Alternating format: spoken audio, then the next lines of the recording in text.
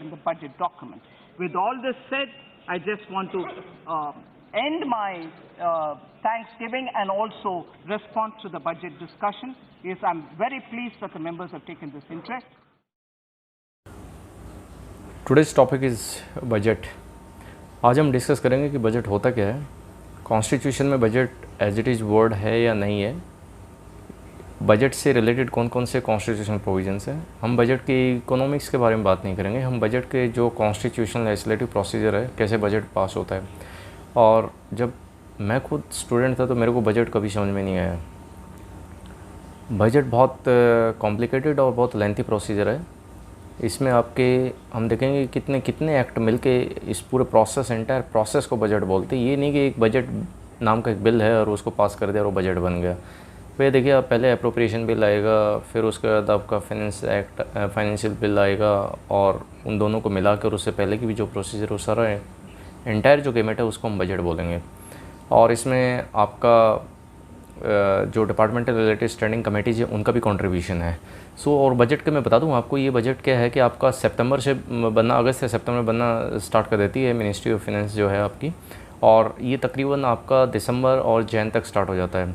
और ये आपका पहले तो देखिए लास्ट वर्किंग डे फैब में होता था, लेकिन अब इसको बीजेपी गवर्नमेंट ने लेके आएंगे फर्स्ट आपका फैब को, और एक दिन पहले उससे पहले आपका इकोनॉमिक सर्वे प्रेजेंट करते हैं जो आपके फाइनेंस मिनिस्टर, उसके बाद बजट आपका पेश किया जाता है। तो इस तरीके से जो बजट का एंटायर प्रोसेस है, और जब ये 10 दिन के लिए आपका जब इसका पब्लिकेशन स्टार्ट हो जाता है, प्रिंटिंग प्रेस में, तो तकरीबन 100 के करीब ऑफिसर्स जो हैं 10 डेज़ तक वो वहीं रहते हैं, बाहर निकलते। तो it is highly confidential document also. और इससे अगर आपका बजट अगर लीक हो जाता है तो ये लगा लो कि गवर्नमेंट में बहुत ज़्यादा एक ब्लैक स्पॉट, और फाइनेंस मिनिस्टर तक को रिजाइन भी देना पड़ सकता है अगर ऐसी कोई सिचुएशन आ जाए तो। So let's begin. अब सबसे पहले तुम देखेंगे डिफरेंस बिटवीन इकोनॉमिक सर्वे और बजट क्या होता है। कई बार कन्फ्यूजन हो जाता है कि ये इकोनॉमिक सर्वे क्या होता है। देखिए, इकोनॉमिक सर्वे ओवरऑल आप कंट्री की, नेशन की जो इकोनॉमिक हेल्थ कैसी है, आप ये चेक कीजिए कि उसकी जो इकोनॉमिक हेल्थ है वो कैसी है अपने देश की। और उसमें एग्रीकल्चर, जो आईआईपी है, इंडस्ट्रियल प्रोडक्शन है, इंफ्रास्ट्रक्चर, एम्प्लॉयमेंट है, मनी सप्लाई, एक्सपोर्ट इंपोर्ट्स का ओवरऑल क्या किस कंडीशन में चला हुआ है। तो उसमें बहुत सारे फिगर्स है, बहुत आपका ये पहले तो 2 वॉल्यूम में आता था, अब 1 वॉल्यूम में आ रहा है। और आपके इसको जो चीफ इकोनॉमिक एडवाइज़र इसको आपके तैयार करते हैं, लेकिन इसको पार्लियामेंट में जो प्रेजेंट करते हैं वो फाइनेंस मिनिस्टर करते हैं। और इसमें आपका जो एक ख़ास बात जो आपको बता दूँगा, जो करंट ईयर है, जो आपका करंट चला हुआ है, तो उसके अंदर तो आपका क्या इकोनॉमिक सर्वे होगा उस ईयर के लिए, लेकिन जो आपका बजट होगा वो नेक्स्ट ईयर के लिए होगा। सपोज मैं आपको बात करता हूँ, मान लीजिए आपकी 1 फरवरी 2021, तो यानी 20 आपका जो फाइनेंशियल ईयर जो होता है वो आपका 1 अप्रैल से लेकर 31 मार्च तक। तो अभी जो फाइनेंशियल ईयर है ये आपका है 20 से लेकर 21 का। तो ये इकोनॉमिक सर्वे जब आएगा, जब इसमें 21 में जो फाइनेंस मिनिस्टर पेश करेंगे, तो इकोनॉमिक सर्वे होगा इस प्रेजेंट ईयर का, और बजट होगा 21 से 22 का, नेक्स्ट ईयर का। तो ये आपको ध्यान रखना है ज़रा। अब बजट होता क्या, देखिए बजट पूरे कॉन्स्टिट्यूशन में कहीं मेंशन नहीं है। इसका जो एक्चुअली आर्टिकल 112 है, 112 है, उसमें आपका एनुअल फाइनेंशियल स्टेटमेंट बोला जाता है। एनुअल फाइनेंशियल स्टेटमेंट को ही बजट बोला जा रहा है। और उसमें जो आपका एस्टिमेटेड रिसिप्ट और एक्सपेंडिचर ऑफ द गवर्नमेंट है ना, फॉर दैट स्पेसिफिक ईयर, जिस ईयर के लिए बजट पास किया जा रहा है। तो देखिए, गवर्नमेंट क्या है कि कोई भी आदमी एग्जैक्ट आइडिया नहीं लगा सकता, वो अपना एस्टिमेटेड रिसिप्ट लगा दे कि इतना हमें पैसा मिलेगा और इतना हमारा एक्सपेंडिचर होने वाला है। बहुत सारी आपकी वेलफेयर स्कीम्स हैं, तो ऑब्वियसली कि उसमें आपका एक्सपेंडिचर बड़ा जुडिशियसली यूज़ किया जाता है पैसे का। ये गवर्नमेंट की अपनी अपनी पॉलिसीज़ जो उन्होंने मैनिफेस्टो में डाला है, उनकी जो भी प्रायोरिटीज़ हैं वो उस हिसाब से डिसाइड करते हैं। बहुत सारी welfare policies, centrally sponsored policies भी होती हैं, तो वो उसमें सारा का सारा ये कवर किया जाता है। अब मैं आपको ये देखिए इसमें बता दूं, जो एक खाका है ये पाई चार्ट का, तो आप इसमें देखिए कि रुपीज़ कम्स फ्रॉम, तो आता कहाँ से है बजट, 2021 की बात कर रहे हैं अभी हम इसमें। तो इसमें देखिए सबसे ज़्यादा जो पैसा आया है वो आपका बोरोइंग अदर लाइबिलिटीज़। तो देखिए गवर्नमेंट ऑफ इंडिया काफ़ी बोरिंग करती है और फिर उसका हमें इंटरेस्ट पे करना पड़ता है। ऐसे ही आपका कॉर्पोरेशन टैक्स से 18% है, आपका गुड एंड सर्विस टैक्स से भी 18% है, और आपका इनकम टैक्स से भी 17% है, कस्टम से 4%, यूनियन एक्साइज ड्यूटीज़ का आपका 7% है। तो आप यहाँ से अंदाज़ा लग दीजिए बाइफर्केशन है कि पैसा कहाँ से कितना पैसा आता है। और जो नॉन टैक्स रेवेन्यूज़ हैं आपके, उससे भी 10% पैसा आता है। तो इस तरीके से ये पूरे 100 रुपीज़ का बाइफर्केशन है। ये हमारा रिसीट है जो पैसा मिलना है सरकार को, और अब उसको जाता कहाँ है, यानी एक्सपेंडिचर कैसे करना है। तो आप इसे देख सकते हैं, जो सेंट्रली स्पॉन्सर्ड स्कीम 9% है, आपका इंटरेस्ट पेमेंट 18% है, बहुत ज़्यादा हम इंटरेस्ट पे कर रहे हैं। और इससे डिफेंस पे आपका 8% है, सब्सिडीज में 6% है, और इस तरीके से पूरा पूरा पैसे का बाइफर। State shares of taxes and duties, जो सेंटर स्टेट को पैसा देता है वो 20% आप देख लीजिए ये देते हैं। तो इस तरीके से बाइफर्केशन, तो एक आपको एक फेयर आइडिया के लिए, अगर आपको डिटेल में जाना है तो इसके लिए फिर आप इकोनॉमिक्स पॉइंट ऑफ व्यू से पढ़ेंगे। अभी हम जो इसको एज ए पॉलिटी के सबसेट की तरह हम इसको पढ़ रहे हैं कि इसका जो लेजिस्लेटिव प्रोसीजर है। अब ये जो आपकी स्लाइड है ये आपको कभी भी नहीं भूलनी है। स्टेजेज ऑफ बजट है, अगर आपको ये अच्छे से, आपको कभी भी इससे बैक ट्रैक नहीं होना है। अब देखिए जो स्टेज बजट, पहली स्टेज क्या होती है कि आपका फर्स्ट स्टेज, जैसे ही प्रेसिडेंट की अप्रूवल ली और फिर फाइनेंस मिनिस्टर सीधे आते हैं लोकसभा में और उसके बाद आते हैं राज्यसभा में। तो पहली जो स्टेज है बजट की वो होती है प्रेजेंटेशन ऑफ बजट, और यानी इसको हम बजट स्पीच बोल देते हैं। तो जल्दी ये आपकी बजट स्पीच कभी 2 घंटे की और कभी 3 घंटे की भी हो सकती है, जल्दी 2 के आसपास, 2 या 2.5 घंटे के आसपास ही रहती है, और फिर ऐसे ही आपके राज्यसभा में जाती है। तो तकरीबन आप ही लगा ली कि ये काम तो फर्स्ट डे ही हो जाता है। और फिर आपका जो सेकंड स्टेज आती है ये फिर आपकी आती है general discussion on the budget, और यहाँ पे तकरीबन 3-4 दिन लग जाते हैं। तो फाइनेंस जो मिनिस्टर वो रिप्लाई करते हैं। तो यहाँ पे जो पॉइंट टू बी नोटेड है, यहाँ पे स्पेसिफिक मिनिस्टर रिप्लाई नहीं करेंगे। जैसे माने कोई डिफेंस से रिलेटेड है तो डिफेंस मिनिस्टर रिप्लाई नहीं करेंगे किसी क्वेश्चन का, यहाँ पर आपके फाइनेंस मिनिस्टर रिप्लाई करेंगे, क्योंकि अभी एक प्रकार का एक जर्नल डिस्कशन है, स्पेसिफिक डिस्कशन अभी स्टार्ट नहीं हुआ है। तो ये 2 स्टेजेस क्लियर करने के बाद अभी क्या होता है कि हाउस एडजर्न हो जाएगा और तकरीबन 2 या 3 वीक के लिए, और फिर उसके बाद जो अब रोल आता है कि एस्टिमेट कमेटी, कुछ सजेशन। एस्टिमेट कमेटी तो मैंने पार्लियामेंट्री जो कमेटीज़ कराई थी तो उसमें बहुत डिटेल से आप उसको देखे जा सकते हैं। और estimate committees round the year काम करती रहती है, वो अपने सजेशन भी देती रहती है। और जो रोल ऑफ स्टैंडिंग कमेटीज़, यहाँ जो बड़ा इंपॉर्टेंट रोल आता है, और डिपार्टमेंट रिलेटेड स्टैंडिंग कमेटीज़ हैं। तो ये आज के दिन 24 कमेटीज़ हैं, और इसमें 16 लोकसभा की, 8 आपकी राज्यसभा की। ये पूरे उसको डिमांड ऑफ ग्रांट्स को तकरीबन 15 से 21 दिन और इनफैक्ट महीना भी लग सकता है। तो ये इतना उसको स्क्रूटिनाइज करते हैं। जैसे मैं बात करूँ डिमांड ऑफ ग्रांट्स क्या है, कि देखिए आपका मिनिस्टर ऑफ डिफेंस ने कितना टारगेट किया, कितना उनका सैलरी आपका जा रहा है, कितना वेपन प्रोक्योरमेंट के लिए जा रहा है, कितना पेंशन के लिए जा रहा है, तो पूरा अपना वो एस्टिमेट बताते हैं। तो इस तरीके से वो जो वोट ऑफ ग्रांट्स जो आपकी डिमांड ऑफ फॉर ग्रांट्स है, बेसिकली उस डिपार्टमेंट को इतना पैसा चाहिए सरकार से। तो ऐसे बहुत सारे जितने भी डिपार्टमेंट्स है, टोटल मिला के जो voting on demand of grants है 141 आपकी लोकसभा में। अब यहाँ पर जो थर्ड स्टेज है ये आपकी रियल डिस्कशन की है। तो यहाँ पर आप अंदाज़ा लगा सकते हैं कि जो आपको बजट का रियल डिस्कशन है वो थर्ड स्टेज पे आके आता है। तो अगर आप parliamentary standing committees, department related standing committees को मिलाते हैं तो 6 स्टेजेज हो जाएंगे बजट की, लेकिन इसको एक्सक्लूड करते हैं क्योंकि ये अलग से काम करते हैं, तो इसलिए मैंने इसको 5 स्टेजेस में डिवाइड किया है। तो यानी आप अब थर्ड स्टेज में एंटर कर गए हैं, और थर्ड स्टेज में एंटर करने के बाद आप ये देखिए कि इसमें जो रियल डिस्कशन होता है 26 डेज इसके लिए लॉकेट होते हैं, और इसमें आपका अपोजिशन उस दौरान कट मोशन भी लेके आ सकते हैं। मैं बताऊँगा आपको कट मोशन 3 तरह के होते हैं। अगर उनको लगता है कि किसी स्पेसिफिक पॉलिसी के लिए जो है पर्टिकुलर सरकार जो अलोकेशन किया हुआ है वो बहुत ज़्यादा है, इतनी ज़रूरत नहीं इस पॉलिसी के लिए, तो सबसे पहले जो पॉलिसी कट है वो यानी उस पॉलिसी ही ख़राब है अपने आप में, यानी अपोजिशन ने उसको पूरा न्यूट्रलाइज कर दिया। देखिए ऑब्वियसली गवर्नमेंट का तो कोई भी एमपी लेके नहीं आएगा इस तरह का, तो डिमांड करेगा तो अपोजिशन वाले करेंगे। तो यहाँ पर पॉलिसी कट यानी उसको आपने जो पॉलिसी कट वाला है कि यानी आपने उसको बिल्कुल 1 रुपये पे लेके आ गए, यानी आपने उस पॉलिसी को ही डिसअप्रूवल कर दिया।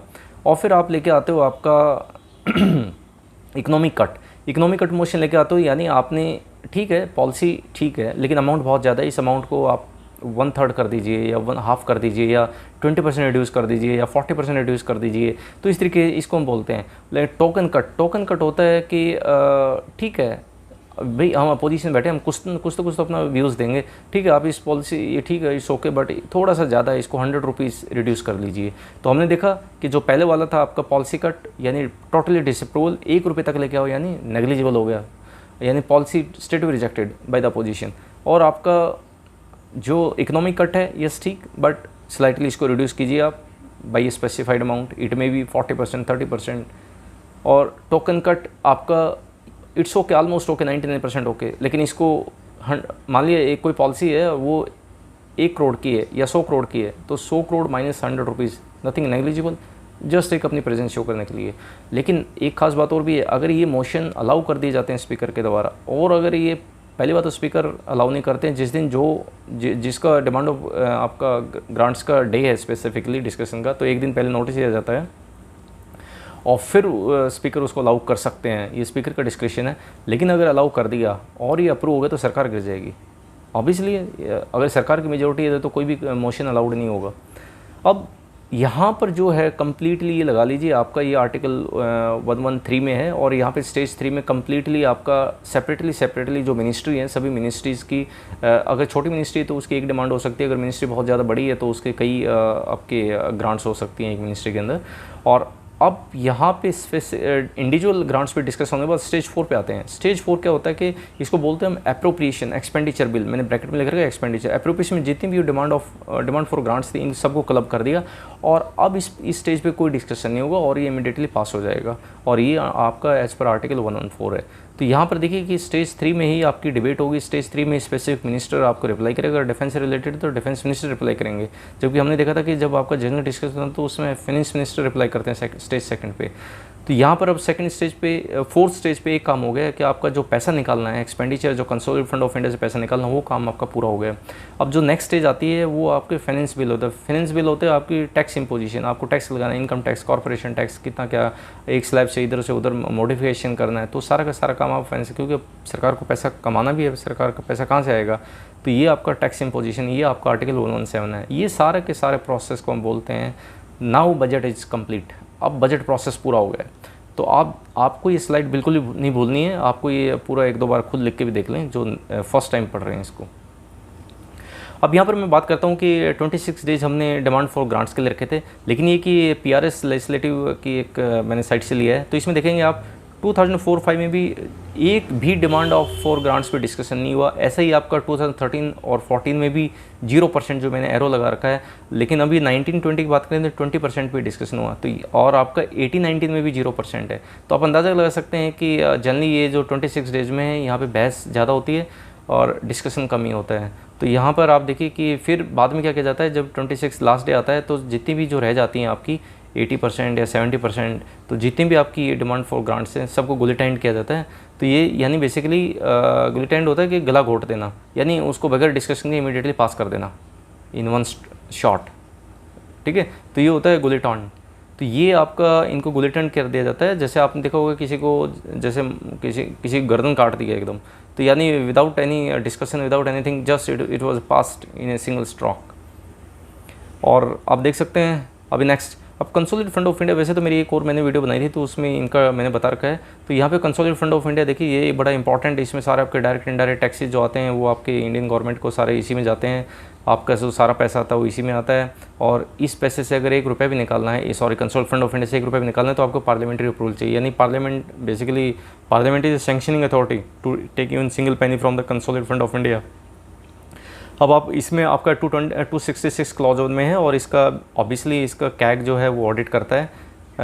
और ऐसे ही स्टेट का भी अपना कंसोलिडेटेड फंड ऑफ स्टेट होता है। अगर कोई Maharashtra consolidated state of Maharashtra, consolidated state of Haryana, consolidated state of Kerala, like that.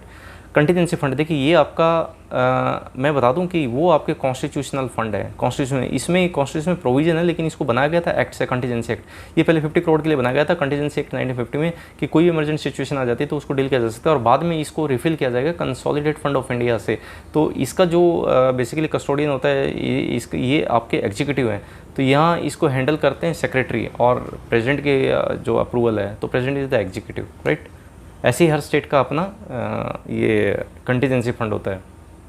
Public accounts of India ये भी आपका 266 क्लॉज 2 में है। इसमें सारे आपके जो आपके जैसे बैंक सेविंग अकाउंट्स आ गया, आपका जितनी FD आपके पेरेंट्स करवाते हैं, आपके जो आपके दूसरे जितने भी फंड आ गया, आपका KCC आ गया, किसान क्रेडिट कार्ड आ गया, प्रोविडेंट फंड, GPF, PPF, आपके पोस्टल लाइफ इंश्योरेंस, PLI, और जितने इस तरह के फंड सारे के सारे पब्लिक अकाउंट्स ऑफ इंडिया, इसके लिए कोई अप्रूवल नहीं चाहिए। और इसका कैग इसका भी ऑडिट करता है, ऐसे स्टेट का होता है। ये कि ये डिफ्रेंशिएटेड ये टेबल बना रखी है, ये टेबल आपके लिए बड़ा हैंडी रहेगी, तो आप इसको प्लीज़ एक बार देख लेना। Type of expenditure, charge expenditure, एक होता है वोटेड एक्सपेंडिचर। देखिए चार्ज एक्सपेंडिचर क्या होता है कि वो आपके कंसोलिडेटेड फंड ऑफ इंडिया से निकलेंगे, पार्लियामेंट में डिस्कशन जरूर हो सकता है, लेकिन उस पर कोई वोटिंग नहीं होगा। ये इसलिए बनाया गया, जैसे अगर मैं बात करूँ आपका प्रेसिडेंट, वाइस प्रेसिडेंट, आपका कैग, UPSC चेयरमैन मेंबर, देखिए उनकी एक सैंक्टिटी रखने के लिए, क्योंकि वंस दे आर अपॉइंटेड ऐसा कुछ नहीं किया जा सकता पार्लियामेंट के द्वारा कि जिनसे उनकी सैलरी रिड्यूस की जा सके, राइट। तो ये तो होना ही होना है, तो ये आपका चार्ज एक्सपेंडिचर ही है स्टेट वे, यानी इन पे वोटिंग नहीं हो सकती, पार्लियामेंट वोटिंग नहीं हो सकती। These are the non votable charges on the consol fund of India.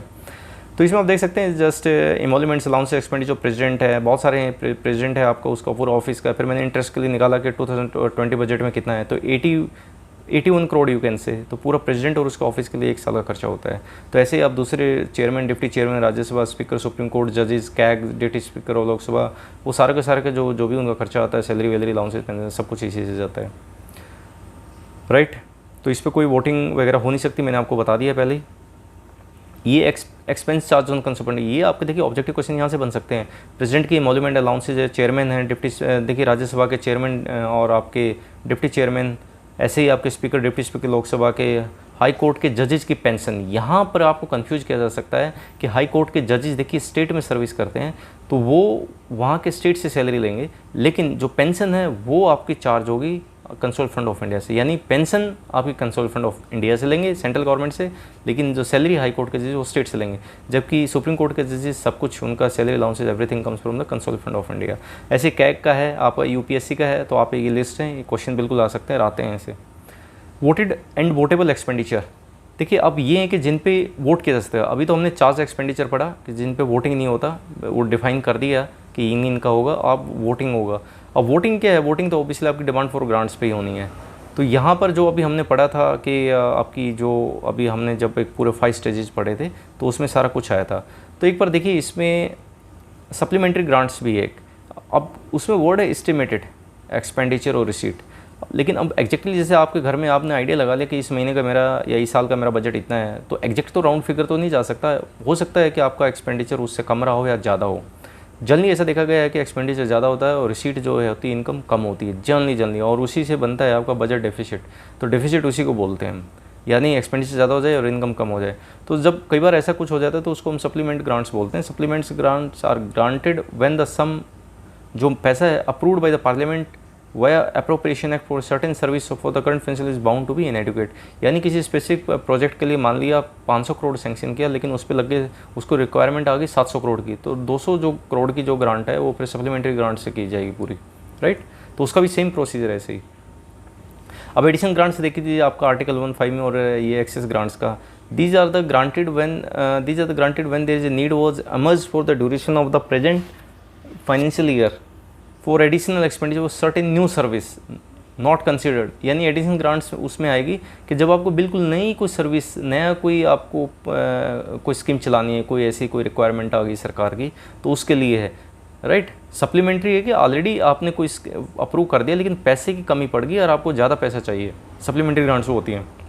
Additional grants बिल्कुल ही सेपरेट प्रोजेक्ट, नया सर्विस चाहिए उसके लिए पैसा। Excess grant is grant when cash spent on any provisions in the financial exceeds the amount granted for that service in the budget, यानी already आपको मान लें किसी के लिए आपको 200 करोड़ चाहिए था और आपने उस पर 250 करोड़ खर्च कर दिया, तो एक्सेस ग्रांट्स, तो 50 करोड़ की आपकी एक्सेस ग्रांट्स होगी। एक आपकी जैसे मैंने डिमांड 3 ये एटॉमिक एनर्जी का, तो इस तरीके से देख सकते हैं आप ये डिमांड्स का एक सैम्पल। और अब आ जाइए आपका vote on account. Vote on account ये बड़ा इंपॉर्टेंट है, ये जल्दी मैं आपको देखिए वोट ऑन अकाउंट होता क्या है, इसका लिटरली मीन्स क्या होता है, vote on accounts of the government. तो ये भी एक प्रकार का देखिए कि आपका ऐसा होगा कि जब जिस साल जैसे इलेक्शन होना है, मान लिया कि इसका during election until a new government takes over, देखिए गवर्नमेंट कभी भी गवर्नमेंट को पूरे बजट के, आपने देखा होगा कि पूरे बजट के प्रोसीजर में अभी तो चलो ये फैब में इसीलिए स्टार्ट किया जेटली साहब ने, अभी तो नाउ ही इज़ नो मोर, क्योंकि पहले आपका 20 last working day of Feb में पास होता था और इट टेक्स 2 to 3 months पूरा बजट पास होने में। अप्रोप्रिएशन पहले आपका देखिए 5 स्टेज अगर आप काउंट करेंगे, first day, then second stage 3-4 days discussion, then 3 weeks gap, then almost 1 month और 21 days discussion by the departmental related standing committees, फिर आपका उनकी पे 26 days, फिर आपका डिमांड फॉर ग्रांट्स डिस्कशन और उनका पासिंग होना है, फिर उसके बाद अप्रोप्रिएशन, फिर उसके बाद फाइनेंस बिल, तो it takes more than 2 or 3 months। तो सरकार को तो देखिए जैसे ही आपका 31 मार्च आ जाएगा और 1 अप्रैल नेक्स्ट सेशन स्टार्ट हो जाएगा, तो सरकार तो पैसा यूज़ नहीं कर सकती फिर, इसीलिए वोट ऑन अकाउंट पहले यूज़ किया जाता है। तकरीबन 2 या 4 महीने के लिए 1/6 यू कैन से ऑलमोस्ट, तो इतना पैसा सरकार निकाल सकती है, ये कोई फिक्स नहीं है, 3 months के लिए 4 months के लिए, इस सरकार का प्रेरोगेटिव है, तो इतना पैसा वो निकाल सकते हैं वोट ऑन ग्राउंड पे। vote on account, right? So during election until a new government takes over, the caretaker government needs the fund for various routine items expense like staff salaries, without which there would be a financial crisis. According to constitution, government can't spend any money without the parliament approval. मैं पहले बता चुका हूँ. Hence, vote on account is taken whereby the government gets parliamentary approval to run the government for few months using the funds drawn from the consolidated fund of India.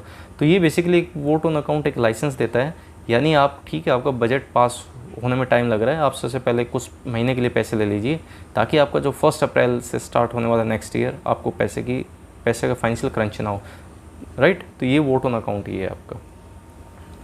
अब देखिए आपका vote on account में और interim budget में भी थोड़ा difference है. लोग कंफ्यूज हो जाते हैं कई बार, तो मैं आपको बता देता हूँ.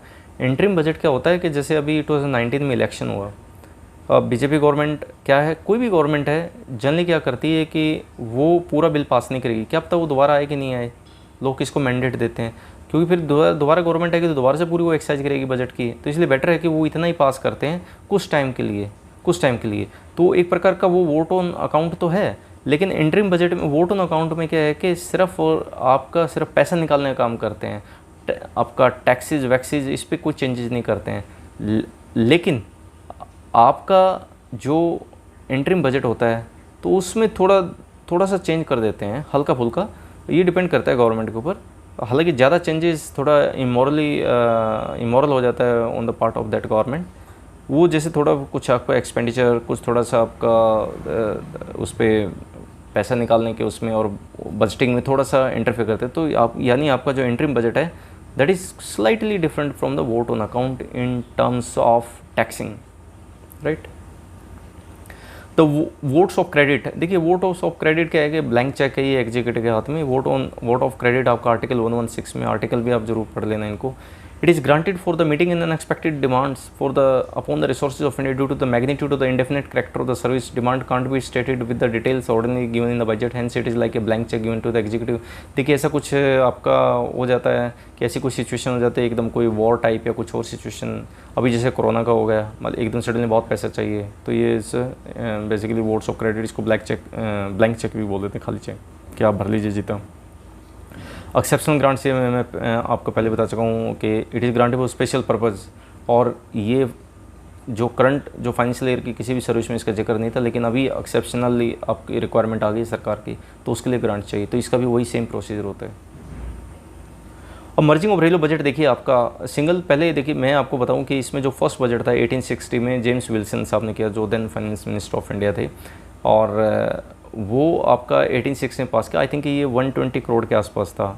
और उस समय जो रेलवे का बजट था वो अकेले ही 70 और 75 करोड़ के आसपास था. तो आप अंदाज़ा लगा सकते हैं कि जो रेलवे का बजट है वो काफ़ी ज़्यादा था. तो इस तरीके से जो रेलवे का बजट जो बढ़ता रहा. अब 1921 में मैं आपको बताऊं कि एकवर्थ कमेटी बैठी थी 1921 में, और वहाँ पे फिर इन्होंने एक रिपोर्ट थी और 24 में लागू किया गया. और उसमें जो ये एकवर्थ थे ये आपका रेलवे के चेयरपर्सन थे उसमें ईस्ट इंडिया कंपनी रेलवे के. और इन्होंने देखा कि जो रेलवे का बजट है वो बहुत ज़्यादा है, तो इसलिए वो स्पेसिफिक, क्योंकि उनके अपने जो कॉलोनियल जो इंटरेस्ट थे कि यहाँ से रॉ मटेरियल लेके जाना है बाई ट्रेन और कोस्टल एरिया तक लेके जाना है, कोस्टल एरिया से शिप के थ्रू उन्होंने यूके लेके जाना है, तो उनके अपनी प्रायोरिटीज़ थी. इसलिए उन्होंने रेलवे को बहुत ज़्यादा रेलवे नेटवर्क बढ़ाया इंडिया में. और तो इसलिए उन्होंने इसको सेपरेट किया फिर एकवर्थ कमेटी ने. तो यहाँ पर आपका 1950 में फिर हम आ जाते हैं और उसको हम कंटिन्यू कर रहे हैं. और उसमें आई थिंक कि 7-8 महीने के लिए बजट पास किया गया था. और आपका उसमें क्योंकि अगस्त में तो हम इंडिपेंडेंट ही हुए थे, राइट? तो ये 1700 करोड़ का ऑलमोस्ट बजट था. और आप देख लीजिए 2021 30 लाख करोड़ का बजट हो गया है. और 2017 में क्या किया कि ये एक नीति आयोग के मेंबर थे बिबेक डेब्रॉय, इन्होंने सजेशन किया, और ये बीजेपी गवर्नमेंट का परसुएशन था ये, कि इन्होंने रिकमेंड किया कि देखिए आप रेलवे का जो है, रेलवे से ज़्यादा तो डिफेंस का बजट ज़्यादा हो गया. वो टाइम चला गया, वो ज़माना चला गया जब रेलवे की इंपॉर्टेंस बहुत ज़्यादा थी. रेलवे का फ्राइट पैसेंजर, रेलवे से बहुत रेवेन्यू. तो आजकल तो क्या है कि मल्टी मॉडल सिस्टम हो गया आपका. तो रेलवे अकेला एक इतना बड़ा बजट नहीं है. तो इसलिए इन्होंने कि रेलवे का बजट देखिए आप, हो सकते हैं आज डिफेंस का 15% बजट है, तो रेलवे का आपका 8%, 10%, 7%, इसलिए अब रेलवे बजट को आप मिला दीजिए. और आपका जो रेलवे शेयर देता है जनरल बजट में, वो प्रॉफिट में, वो भी उनका बिल्कुल कम कर दिया. और रेलवे की ऑटोनॉमी बनी रहेगी. और ओवरऑल एक जनरल इकोनॉमी के लिए भी अच्छा रहेगा, कंट्री का एक ही बजट रहेगा. तो इस तरीके से ये 2017 में इसको मर्ज कर दिया गया जनरल बजट के साथ रेलवे बजट को। तो अभी एक ही बजट होता है वो रेलवे, क्योंकि और रेलवे बजट में देखिए फिर वही पूरा प्रोसेस है, अप्रोप्रिएशन बिल, फाइनेंस, तो सारा का सारा वही सेम प्रोसेस करना पड़ता था रेलवे मिनिस्टर को भी अलग से। तो आई होप आप लोगों को ये बजट पूरा समझ में आ गया होगा। लेकिन आपको मैंने पहले कह रहा हूँ कि वो जो टेबल जो मैंने बताई थी वो उस टेबल से आपको दूर नहीं भागना है, उसको तो बिल्कुल आपको याद ही रखना है। जो 5 स्टेप्स मैंने बताए हैं आपके, यही कि प्रेजेंटेशन ऑफ बजट, आपका जनरल डिस्कशन, फिर आपकी कमेटीज़ को रेफ़र किया जाएगा, डिपार्टमेंट स्टैंडिंग कमेटीज़ करेंगी, फिर उसका स्टेज 3 मोस्ट इंपॉर्टेंट है, जिसके अंदर पूरा का पूरा एक डिस्कशन होता है डिमांड्स फॉर ग्रांट्स के ऊपर आपका। फिर स्टेज 4 पे पूरे उनको क्लब करके फिर आपका एक बिल पास होगा, अप्रोप्रिएशन बिल, और फिर स्टेज 5 आपका जो है फाइनेंस बिल यानी टैक्स इम्पोजिशन, और इस तरीके से पूरा एक बजट पास होगा। तो आई होप आप लोगों को इस समझ में आया होगा। फिर भी कोई डाउट है तो आप कमेंट बॉक्स में लिखिएगा प्लीज़। थैंक यू, जय हिंद।